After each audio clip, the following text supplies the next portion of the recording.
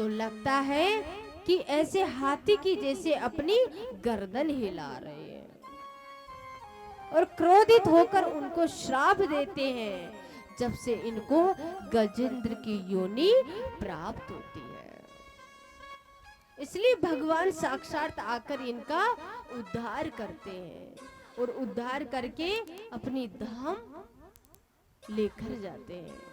इतनी बड़ी विशेष कृपा है भगवान और भक्त की। तो भगवान कहते हैं कि भाव से मेरी पुकार करो, आप एक कदम मेरे लिए चलो, मैं 10 कदम आपके लिए चलूंगा। लेकिन हम जाने और अनजाने में उस परमात्मा के रास्ते पर जा ही नहीं पाते, पहुंच ही नहीं पाते, क्योंकि भगवान की भक्ति भी जब जाके करते हैं जब परमात्मा की बड़ी असीम कृपा होती है। अन्यथा मनुष्य जीवन शरीर मिला है, जितने दिन के मेहमान है और जिस दिन बुलावा आएगा चले जाएंगे।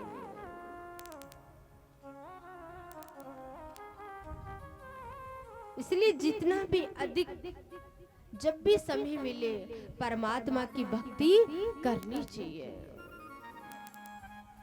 बोली कृष्ण कन्हैया लाल की जय, राधे रमन सरकार की जय, बाके बिहारी लाल की। राधे राधे रटो चले आएंगे बिहारी, राधे राधे रटो चले आएंगे बिहारी, राधे राधे रटो चले आएंगे बिहारी।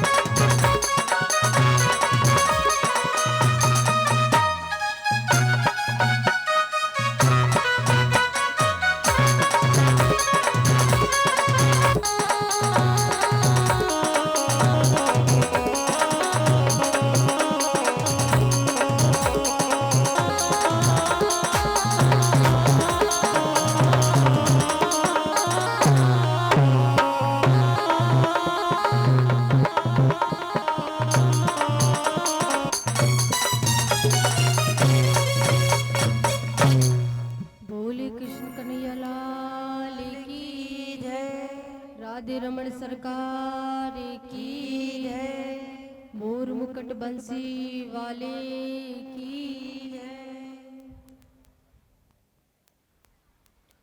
अब राजा रऊ हुए थे, इन्हीं के जो दशरथ जी थे, इन्हीं के वंश में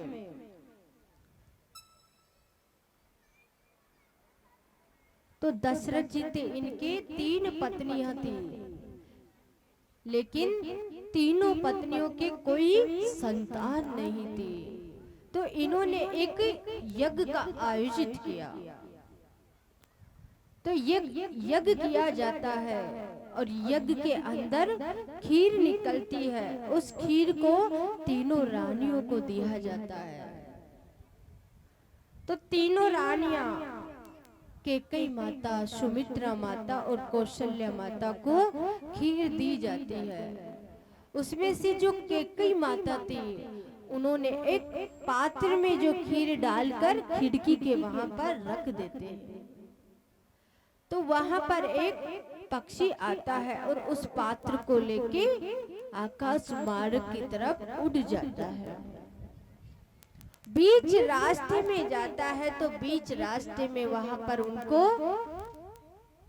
अंजनी माता पहाड़ी के ऊपर तपस्या कर रही थी।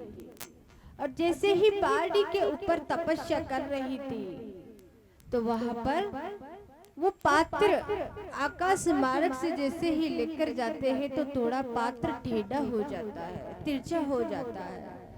तो उसके माध्यम से अंजनी माता तपस्या करती थी तो उनके मुख में थोड़ी खीर चली जाती है। तो उनके गर्भ से हनुमान जी महाराज जी का जन्म होता है।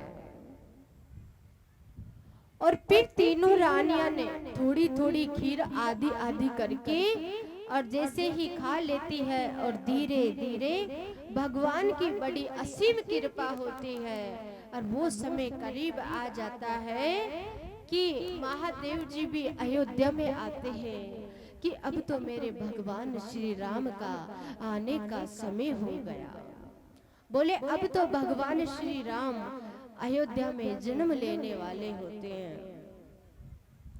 चैत्र का महीना था, शुक्ल पक्ष में नवमी को, और नक्षत्र में भगवान श्री राम जी के 9 महीने जैसे ही पूरे होते हैं और 9 महीने बाद भगवान श्री राम जी का साक्षात जन्म हो जाता है। बोले श्री रामचंद्र भगवान की जय।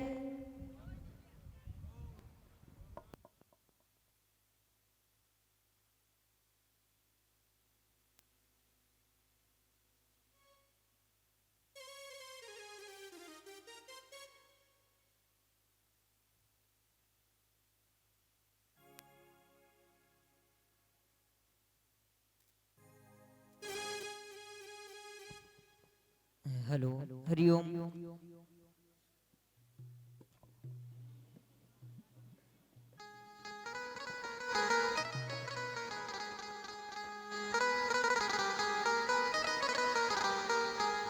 बोलिए श्री रामचंद्र भगवान की जय। हेलो, हरिओम।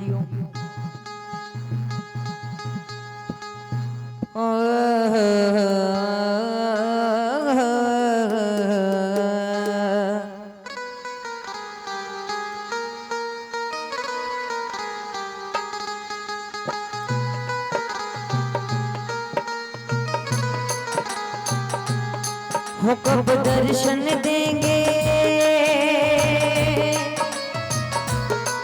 कब दर्शन देंगे राम परम हितकारी, कब दर्शन दोगे राम परम हितकारी।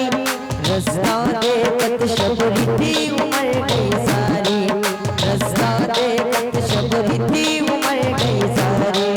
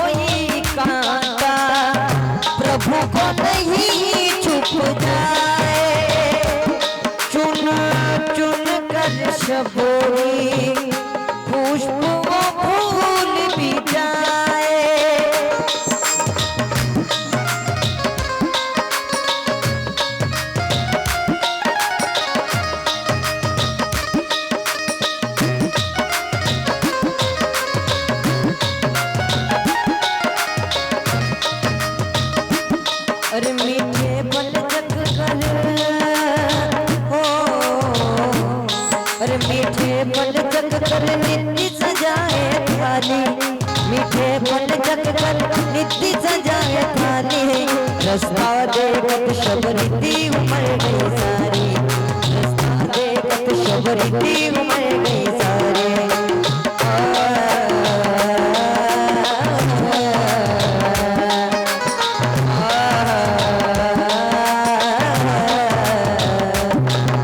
मैनू भक्ति का लगिया रो,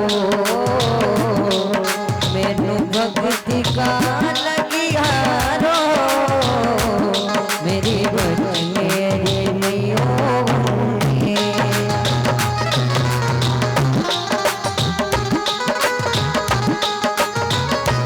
श्री राम चरण के प्राण बसे शबरी के।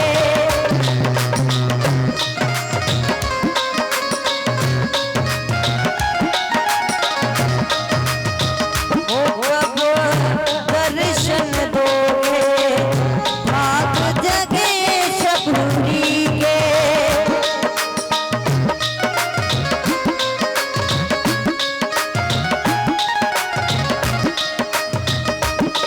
रघुनाथ ललाई रघुनाथ ललाई पर बेग लगाई, रास्ता देखत शबरीती उमर गई सारी, रास्ता देखत शबरीती उमर गई सारी।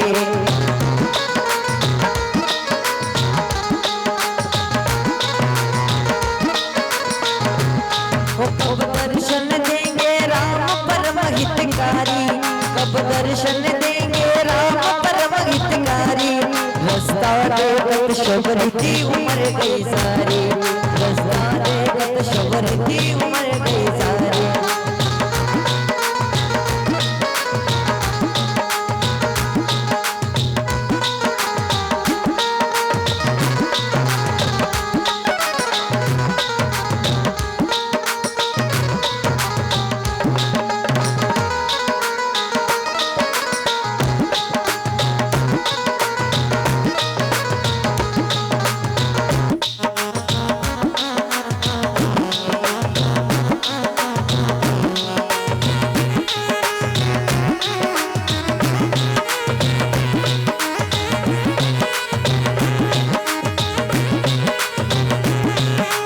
दर्शन देंगे राम परम हितकारी, दर्शन दोगे राम परम हितकारी।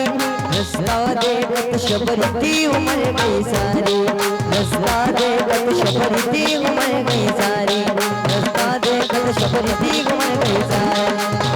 रास्ता देखत शबरीती उमर गई सारी, रास्ता देखत शबरीती उमर गई सारी, रास्ता देखत शबरीती उमर गई सारी।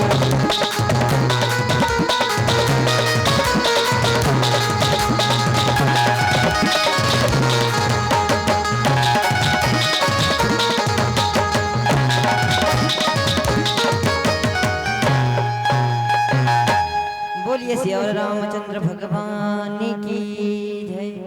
बोले कृष्ण कन्हैया लाल की। और धीरे धीरे समय निकलता जाता है, सब बालकों का नाम रखा जाता है। जो कौशल्या मैया के जो पुत्र होते हैं भगवान श्री राम, उनका नाम रखा जाता है। सुमित्रा माता होती है, उनके जो पुत्र होते हैं शत्रुघ्न और लखन जी, उनके पुत्र होते हैं। और भरत जी के कई माता के पुत्र होते हैं। धीरे धीरे समय निकलता है और गुरु जी के आश्रम में गुरुकुल में भेजा जाता है। शिक्षा ग्रहण करने के लिए गुरु जी के सानिध्य में रख देते हैं। और धीरे धीरे वो समय भी करीब आ जाता है जब जनकपुरी में एक स्वयंवर का आयोजित किया जाता है। उसमें सभी राजागण, सभी संत ऋषि, सभी राजा महाराजा सभी उस स्वयंवर में शामिल होते हैं। लेकिन कोई भी उस धनुष को उठा नहीं पाते। और भगवान श्री राम ने जैसे ही धनुष को उठाते हैं और सीता जी का स्वयंवर में विवाह करके और सीता जी को अपने साथ लेकर आते हैं। और जैसे ही अपने साथ लेकर आते हैं, काफी समय तक उन्होंने अपना राजपाट भी संभाला। सब गांव में उनका स्वागत करते हैं, उनका अभिनंदन करते हैं। सब गांव में चारों तरफ खुशियां मनाई जाती है अयोध्या में। लेकिन एक दिन धीरे धीरे वो समय आ गया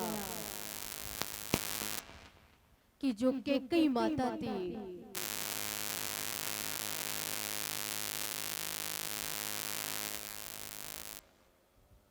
तो कैकेयी माता दशरथ जी से अपने 2 वचन मांगती है कि पहला वचन तो कि भरत जी को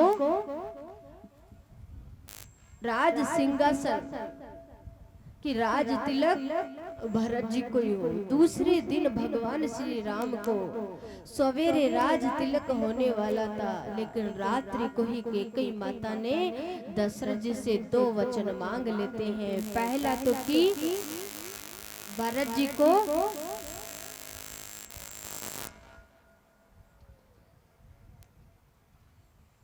राज सिंहासन मिले और दूसरा भगवान श्री राम को 14 वर्ष का वनवास मिले। दशरथ जी उनसे बहुत विलाप करते हैं, लेकिन दशरथ जी की बात नहीं मानती है और 2 ऐसे वर मांग लेती है कि सवेरे होते होते भगवान श्री राम और लक्ष्मण जी और सीता माता तीनों 14 वर्ष के वनवास के लिए निकल जाते हैं। अभी ये किसको पता था कि सवेरे होते होते तो राज तिलक होने वाला है, लेकिन होने को कोई टाल नहीं सकता।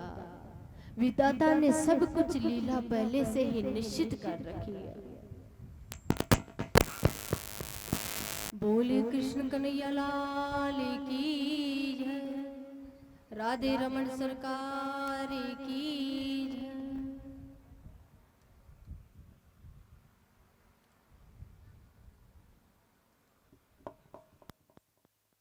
9 पुत्र थे, उनमें से सबसे बड़े जो पुत्र था उनका नाम था कंस।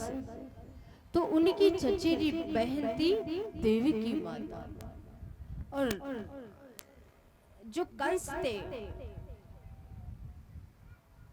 वो अपने जो मित्र थे वसुदेव जी, उनके साथ देवी की माता का विवाह निश्चित कर देते हैं। जब वसुदेव जी और देवी की माता का विवाह होता है, बड़े धूमधाम से उनका विवाह संपन्न किया जाता है। और विवाह संपन्न करने के बाद में जब उनको छोड़ने के लिए जाते हैं रथ से, तो कंस कहता है कि मैं अपनी बहन से बहुत अधिक प्रेम करता हूँ और बोले छोड़ने के लिए तो इनको रथ से मैं ही जाऊंगा। और छोड़ने के लिए रास्ते से जा ही रहे थे, इतने में जैसे ही राज दरबार से निकलते हैं, थोड़े बीच रास्ते में जाते हैं और एक आकाशवाणी होती है कि हे मूर्ख कंस, जिस देव की माता को तू छोड़ने के लिए जा रहा है, इसी का 8वां गर्भ तेरा काल बनेगा। और जैसे ही कंस ये आवाज सुनता है, ये आकाशवाणी सुनता है, तो बहुत घबरा जाता है। बोले ऐसा कैसे हो सकता है, और रथ को वहीं पर रोक देता है और वापस अपने राज दरबार में ले आते हैं। और जैसे ही राज दरबार में लाते हैं और देवी की माता और वसुदेव को कारावास में बंद कर देते हैं। और वसुदेव जी कहते हैं, उनको बहुत दुख देते हैं, बहुत पीड़ा देते हैं। और कंस जैसे ही अपनी तलवार निकालकर और देवी की माता पर वार भी करने वाला ही होता है कि ना देवी की बचेगी और ना ही इनका 8वां गर्भ इस दुनिया में आएगा। इतने में वसुदेव जी कहते हैं कि आप ऐसा कैसे कर सकते हैं, आप इतना पाप कैसे कर सकते हैं, अपनी बहन के ऊपर ही तलवार वार कैसे कर सकते हैं। मैं आपसे वचन देता हूँ कि जितनी भी संतान होगी सब संतान को लेकर मैं आपके सेवा में उपस्थित रहूंगा, मैं आपके सानिध्य में हर संतान को लेकर आऊंगा। तो वसुदेव जी की बात पे कंस को विश्वास हो जाता है, और जब पहली संतान होती है तो उस संतान को कंस के पास लाया जाता है। वो कन्या होती है तो कंस को दया आ जाती है कि ये कन्या मेरा क्या बिगाड़ेगी, एक छोटी सी नन्ही सी बालिका मेरा कैसे काल बन सकती है। और कंस को दया आ गई। कंस ने वापस उस कन्या को वसुदेव जी को दे दिए कि आप इसे वापस ले जाओ। और जैसे ही वापस लेकर आते हैं, इतने में नारद जी ने सोचा कि अगर कंस को इस तरह की दया आ गई तो आठवीं संतान और हमारे भगवान का अवतार कैसे होगा। तो नारद जी आते हैं कंस के पास, और कंस के पास आकर कहते हैं कि आप उस बालिका को वापस कैसे भेज सकते हैं।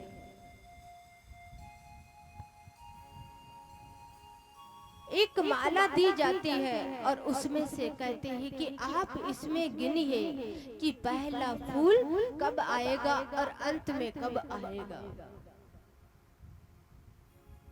आप आगे से गिनना शुरू करो या पीछे से गिनना शुरू करो। तो कंस समझ गया। नारद जी कहना यही चाहते थे कि आपको ये थोड़ी ना पता है कि कौन सी संतान आपका काल बनेगी। बोले आकाशवाणी हुई है उसमें तो पता है कि 8वीं संतान ही मेरा साक्षात काल है। बोले अगर पीछे से गिनोगे तो आगे की तरफ भी तो 8वीं संतान हो सकती है, और आगे से गिनोगे तो पीछे की तरफ भी तो 8वीं संतान हो सकती है। तो आपको कहां से पता कि कौन सी संतान आपका काल है। इसलिए इतनी दया रखना आपको शोभा नहीं देती है। और वापस कंस आदेश देते हैं, वसुदेव जी फिर से उस कन्या को कंस के पास लेकर आते हैं और कंस उसका वध कर देते हैं। धीरे धीरे पहली संतान का भी वध कर देते हैं। दूसरी संतान का जन्म होता है उसका भी वध कर देते हैं। तीसरी संतान का भी वध कर देते हैं। देव की माता बहुत विलाप कर रही है, क्योंकि एक माँ की क्या ममता होती है अपने पुत्र के, क्या प्रेम होता है, क्या स्नेह होता है। जिस माँ के ऊपर क्या गुजरी होगी जिसके सामने हर संतानों को कंस मार रहा है। इस प्रकार 6 संतानों का वध कर देते हैं और 8वीं संतान होती है भगवान की कृपा से गर्भ से ही रोहिणी माता के गर्भ में चली जाती है। और धीरे धीरे वो समय करीब आ जाता है जब 8वीं संतान गर्भ में रहती है और भगवान की साक्षात भगवान का आने का समय हो जाता है। मध्य रात्रि का समय होता है और 8वीं संतान का आने का समय है। उधर कंस को भी पता है कि ये 8वीं संतान का जन्म है और अब लगता है कि साक्षात मेरा काल है, यही संतान जो भी होगी मेरा काल ही बनेगी।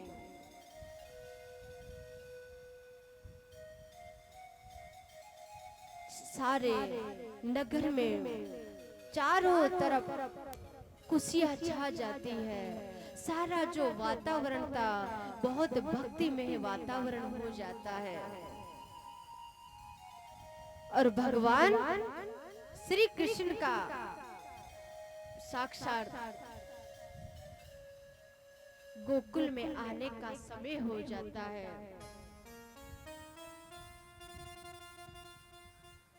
और कृष्ण पक्ष रोहिणी नक्षत्र में साक्षात भगवान श्री कृष्ण का जन्म हो जाता है।